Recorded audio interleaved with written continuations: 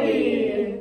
I'm Reagan. I'm Abby. I'm Anika. I'm Tyler. And for our Psych 305 video, we're going to be interviewing our peers and gaining their perspective on topics that we've learned in class and educating them on the things that they don't know. We hope to get new, insightful perspectives from people who don't attend our amazing lectures. We also hope to use this information that we learned in class and apply it to the real world. We'll reconvene after the interviews to discuss what we learned and talked about. Hey Jordan, thanks for joining me today. I guess we'll just get started real quick. How do you personally see wellness in your life? Yeah, so I see wellness as just working out a ton, going to the rec, going to the gym, running, just being active and, getting those steps in. Yeah, I noticed that a lot of the things you said were kind of like purely physical, like working out, stuff like that. Do you think like society has kind of taught you that like your wellness and like being a man is just kind of tied up in physical things?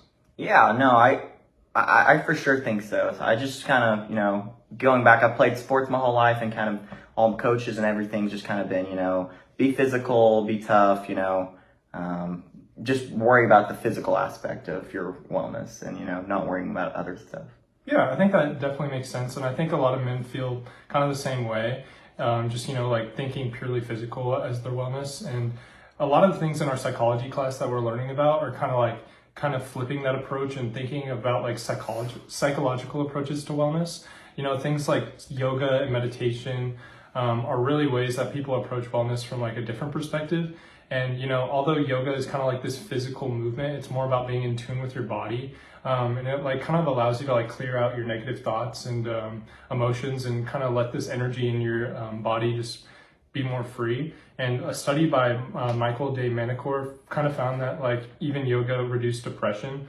So yeah, do you think you've ever like done yoga, or do you have any like idea about yoga? Yeah, I've never done yoga. There's kind of just my preconceived notion is just that yoga is kind of for girls, and so it's kind of been a feminine thing, and so I've never really just been associated with anything like that. Yeah, no, I think that makes sense. And one of the things this class has been really good about is like teaching us when like society kind of like impacts our lives. And so one thing that I think like society kind of tells us is that as men, like we're kind of supposed to be like these strong, like emotionless beings, and like being like emotional is kind of thought of as being like weak. So I think like this idea that yoga is like kind of feminine and like kind of more emotional is kind of like one of those things that like society tells us maybe as men that we shouldn't do yoga.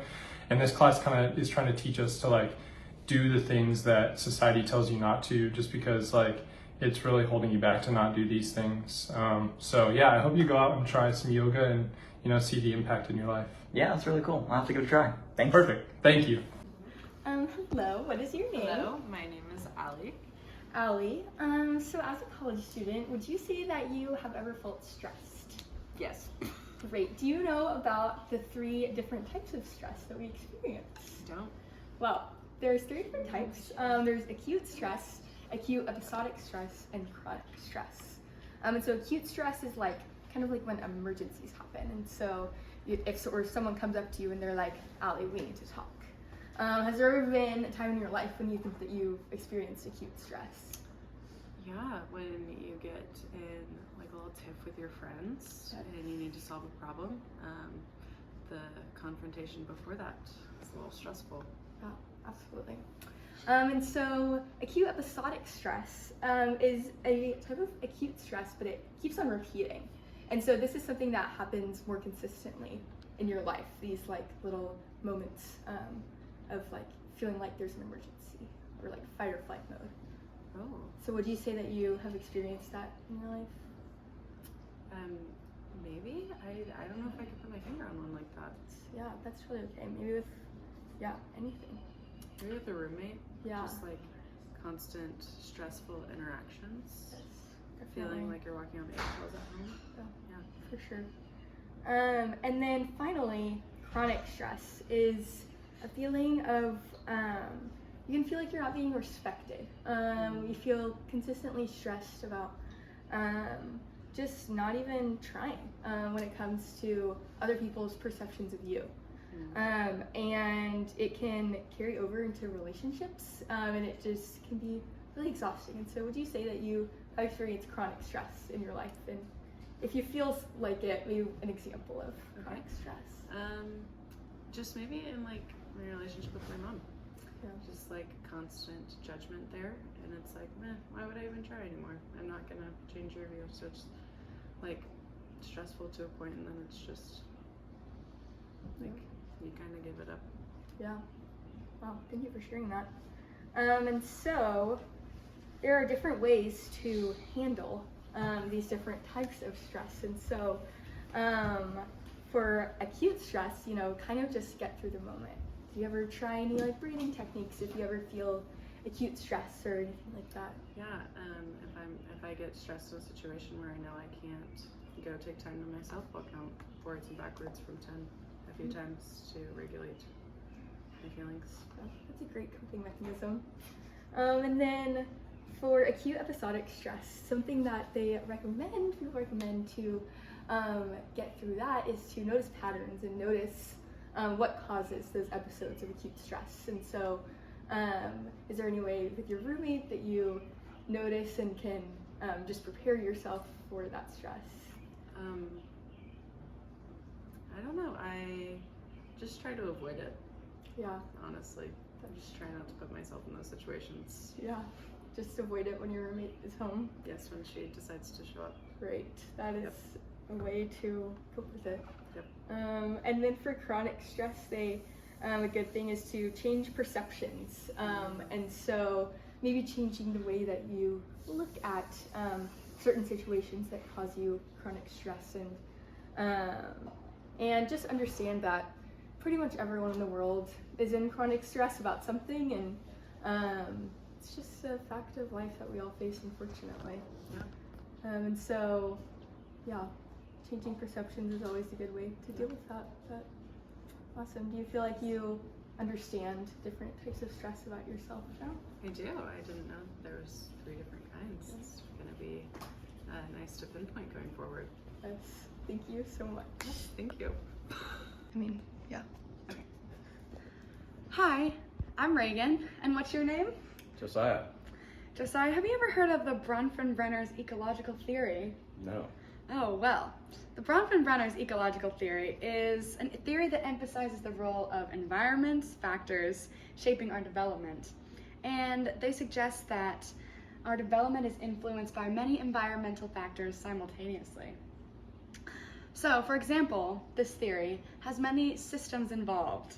So I'm going to ask you about a couple of these systems, and you can tell me about who's involved and what's involved in those systems, okay? Okay. The first system is the microsystem, which is a system with the people that you directly interact with. For example, just the people you see on a day-to-day basis that you directly interact with. So who are some of those people to you? Just groups, generalizations. My roommates. Roommates. Girlfriend. Girlfriend. Classmates. Classmates. Yeah. Yeah, so that's a microsystem. Have you ever heard of that? No. That's what it is. A mesosystem is a relationship between those microsystems. So can you think of an example when 2 of those microsystems may be interacting with each other? When my girlfriend comes over and talks to my roommates. Yes, that's a great example. Yeah.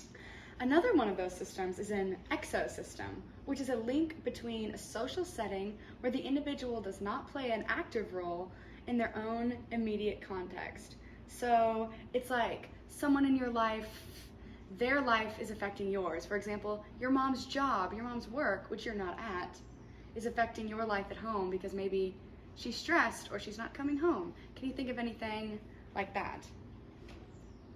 Sometimes my roommates come home from like a long weekend where they haven't been home, and then they come back and it's exciting because we haven't seen each other in a while. Oh, so you feel excited. That's good, yeah. But you weren't there to be excited with them at their fun retreat or fun weekend, but when they come home, you experience that excitement. And hear all the stories. Right. Yeah. Yes, that's awesome. Okay, what about a macro system, the culture that we live? Do you feel very influenced and impacted by the culture in which we live? Sometimes. Depends on how connected I am. If I check the news or check social media, I feel more in touch, but otherwise, you can feel pretty secluded. What about the macro culture of just Texas A&M? Do you feel that's separate from the culture of the rest of the world? Definitely. I I'd say so. I would say there's a bubble. I'd say so. And lastly, the chrono system, a pattern of events and life transitions over the course of your life. So some big event that influenced your life and the situations in your life. Can you think of anything like that? A big life event. Big life event.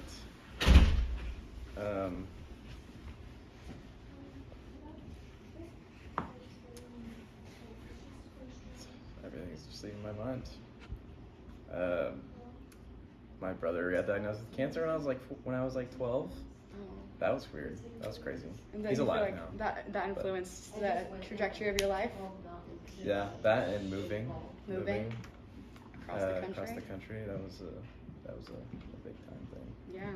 Well, see, these are how different systems and different environmental factors influence the way we develop and grow. Do you understand that more now? Totally. Do you see how that could be something that affects us? Yep. Thank you. So the topic that we're going to be going over today is mindful eating. Do you know what mindful eating is? I do. I don't think so. Okay, go ahead and describe what you think it is just by the connotation of it.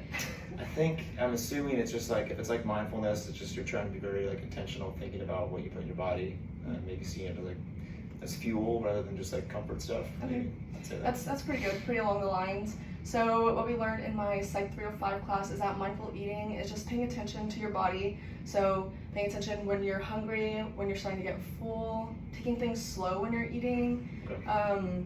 Really using your senses is a big thing too, just like what you're feeling, what you're tasting, what you're seeing, what you're hearing, all that. Okay. And yeah, just being really like thoughtful about what you're doing when you're eating. Got it. Okay. Okay, so we're gonna go ahead, actually, Okay. before we get to this, Got it. do you think this is something that you normally do whenever you eat? Probably not. I know I just have to eat so quick. I have to Mhm. eat for efficiency, so then I don't really. It's more just get the food in you and the fuel and go. Okay, So gotcha. probably not enough. Okay, gotcha. So now we're actually gonna practice this. Okay. So I'll let you have this. Thank you. And first, what we're gonna do, you can open it up. Okay. This is part I think mindful too. Or Yeah. okay. So whenever we open it up, I'll explain a little bit Okay. more. Got it. So open it up, and whenever you first have it, we're gonna just analyze it. We're gonna feel it, smell it, see like what's going on here, you know? Mhm. Just really be mindful about what you're about to put into your body. Just Okay. take in and like explain what you're smelling, what you're feeling, what you're hearing with Okay. it. So I know normally these are really like crunchy, at least once you eat them. So doesn't sound like anything now, but obviously very sweet. You can smell the marshmallow type smell. Mm-hmm. A bit sticky. It's very like, even to give it some pressure, doesn't bend. Mm-hmm. I can tell it's a very like dessert type thing. So Okay, great. Okay, now we're gonna actually get into the eating part. Okay. So you can go ahead and take a bite. When you're doing this, eat slowly. Take your time with it. Don't try and rush through it. And then just kind of think about what you're, tasting. Is it changing as you chew? Like, think about the different things. Think about what you're hearing and all of that. After that, I guess we can debrief after you've had a couple bites.